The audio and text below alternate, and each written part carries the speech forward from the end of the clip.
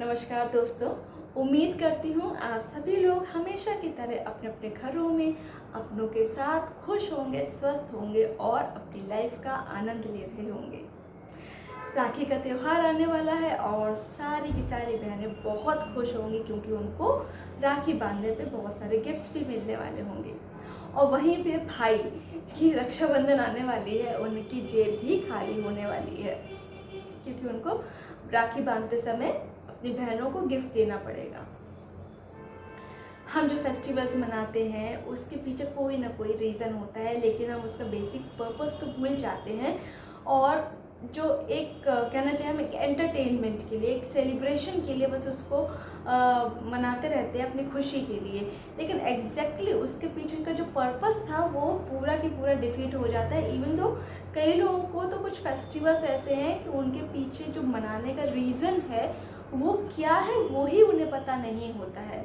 It is very strange कि हम Indians होके हमारी जो संस्कृति है, हमारा जो विजडम है इतना स्ट्रॉन्ग है, उसके बावजूद हमें हमारे सनातन धर्म के बारे में, हमें हमारी संस्कृति के बारे में इतनी नॉलेज नहीं है। अब पेरेंट्स को इतनी नॉलेज नहीं है तो वो अपने बच्चों को इतनी नॉलेज कहाँ से दे पाएंगे। ये थोड़ा सा गंभीर विषय है और सोचने का विषय भी है। खैर, हम इस मुद्दे में बाद में कभी बात करेंगे।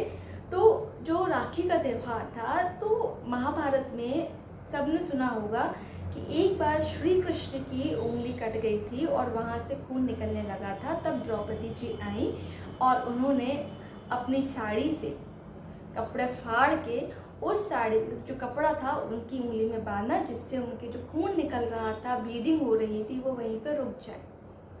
वो नहीं जानती थी कि ये फ्यूचर में कैसे उनको रिटर्न में मिलने वाला है।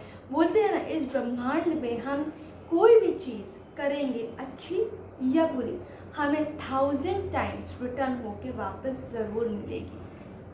तो वो जब धागा बांध रही थी श्री कृष्ण के जो साड़ी के रूप में था, ठीक है, तो वो उन्हें नहीं पता था कि फ्यूचर में यही चीज़ इनको प्रोटेक्ट भी करेगा। जब सबके सामने युधिष्ठिर ने अपनी जो पत्नी द्रौपदी को दांव पे लगा दिया था, तो पूरी सभा में जब उनकी कहना चाहिए कि इंसल्ट हो रही थी, अपमान हो रहा था, तब उन्होंने वहाँ पे श्री कृष्ण को याद किया सच्चे मन से कि हे प्रभु, अब आप ही मेरी लाज रख सकते हो, तो मुझे आपकी हेल्प की ज़रूरत है, प्लीज़ आप आइए। तो वो जो एक तरफ से उसकी साड़ी खींची जा रही थी और एक तरफ से वो श्री कृष्ण के थ्रू वो आ रही थी, जा भी रही थी, आ भी रही थी, कहीं ना कहीं प्रोटेक्शन हो रहा था। ये क्या था? वही चीज़ जो उन्होंने एक बार उनको बांधी थी, वही चीज़ वो रिटर्न होके आई थी, क्योंकि उनका इंटेंशन अच्छा था। उन्होंने किसी की जो उनको दुख तकलीफ़ थी, उस समय जो पीड़ा हो रही थी, उससे बचने के लिए इंटेंशनली उसको कहना चाहिए प्योरिटी की सोच के साथ वो चीज़ की थी। ये ना जानते हुए भी, ये परवाह ना करते हुए कि उनकी साड़ी ख़राब होने वाली है या फिर उनको फ्यूचर में इसका कुछ मिलेगा भी या नहीं मिलेगा, ये चीज़ उनकी ठीक हो गई तो मुझे कुछ गिफ्ट देंगे या नहीं, कुछ नहीं। ऐसी दूसरा एग्जाम्पल भी आपने सुना होगा, रानी कर्णावती। वो भी एक विडो थी और पूरा शासन चला रही थी। उनको भी मुगलों से उन्होंने आक्रमण कर दिया था, हेल्प के लिए चाहिए था, तो उन्होंने भी राखी भेज के ही ऐसी हेल्प मांगी थी।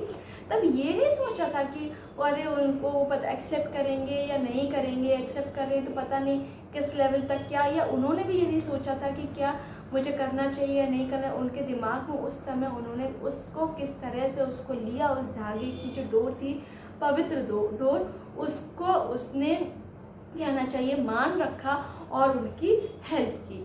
तो वहाँ से ये धीरे धीरे जो है ना, राखी का त्यौहार इस सावन के महीने में मनाया जाने लगा। ये त्यौहार एक ऐसा त्यौहार है जो भाई बहन के बीच के रिश्ते को और भी ज़्यादा मजबूत करता है। और वहीं पे जो लड़कियां हैं वो ये सोचती हैं कि उनको ये इतनी परवाह नहीं होती कि भाइयों के लिए क्या अच्छा सोचें क्या नहीं। वैसे तो सोचती है नॉर्मली, बट ये नहीं, उनका इंटेंशन बेसिकली क्या होता है कि गिफ्ट, उनको रिटर्न में क्या मिलने वाला है। और वहीं पे अगर भाइयों की बात की जाए तो उनको भी कहीं ना कहीं ये लगता है कि वो उसको एक बोझ की तरह भी कहते हैं कि अरे राखी आ रही है, अब तो इसको कुछ देना ही पड़ेगा, पता नहीं इसकी क्या डिमांड आने वाली है। तो ये जो सोच है ना, बहुत ही संकीर्ण सोच है। ये सोच अगर है तो आपकी, आई एम वेरी सॉरी, ये बहुत ही गलत सोच है।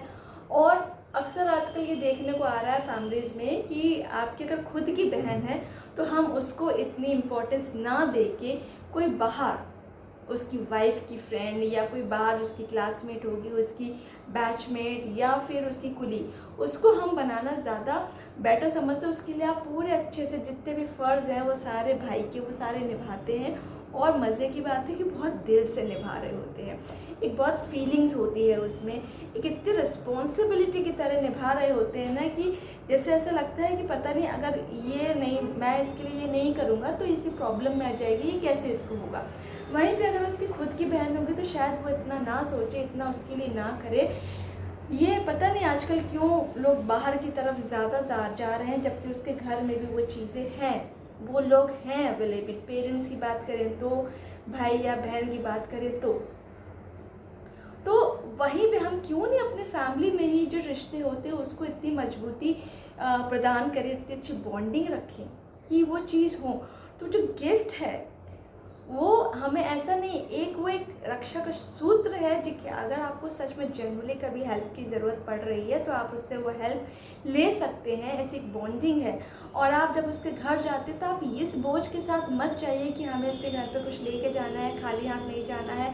पता नहीं वो ये क्या सोचेगी कि हम बहुत ही मतलब छोटा गिफ्ट दे रहे हैं या ज़्यादा गिफ्ट दे रहे हैं।